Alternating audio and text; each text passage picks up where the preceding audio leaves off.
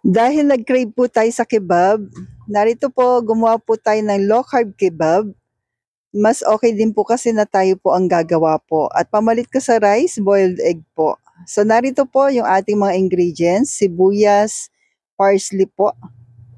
Yan, then hayaan lang po nating ma-chop na maliliit gamit po yung ating food processor po. And please don't forget to like and follow po para updated tayo sa ating mga low carb meal every day.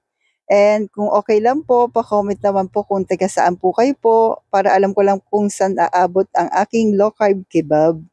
So ito po pinagsama ko na po siya sa ating ground beef, paprika po, then konting cayenne, tapos garlic powder, santangan po, naglagay po tayo ng konti lang, at asin. Then mix-mix lang po natin. So sa part na ito, ginawa ko po tansya-tansya po kasi iba-iba po din tayo ng panglasa. So sa akin pwedeng maalat na sa akin, sa inyo matabang. So mas maganda po yung kayo na lang po magsusukat po. Yan. Pero yung santan gum po ay 1/4 teaspoon po yung nilagay ko po. Pwede ba ang ground chicken? Yes, pwede naman po. Pwede po yan.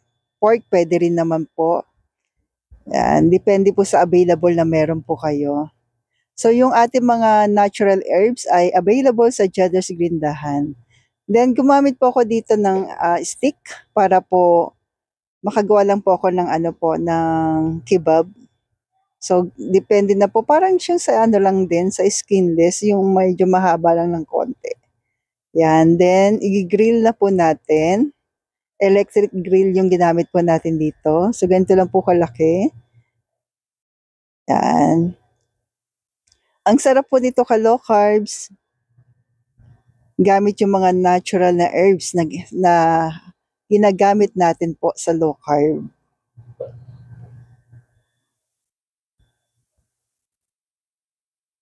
Yan. So mamaya gagawa din tayo ng pinaka-sauce po niyan. Di ba po?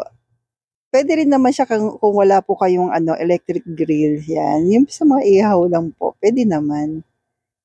Yan. Then ito, bigyan ko rin po kayo ng part. Pwede rin to sa spoon. Yung pinakahawakan lang po natin. Yan. Nakita ko mas okay. Pwede rin po ninyong itry po. So, mas maganda po yung magagawa. Yan. So, ganyan lang po siya. Then, lutuin na po natin. Then, ito na po yung ating sauce. Naglagay tayo ng garlic. Tapos, mag-a-add lang po tayo ng mayo, Greek yogurt. Yan, pagsasama-samahin lang po natin. So, sa Greek yogurt po, yung unsweetened yung ginamit ko po dito. Tapos, yung ating low carb mayo. So, kung nagpapagaling, paminsan-minsan lang po din ito ha. Then, nilagyan ko lang po ng asin, white pepper, at lalagyan din natin ng stevia.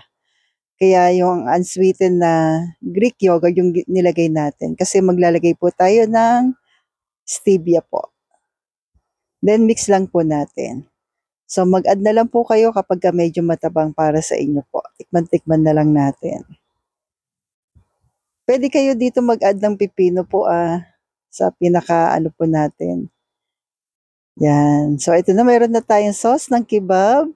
So, assemble na po natin. Lagay na po natin yung ating, syempre, pamalit sa rice na boiled egg.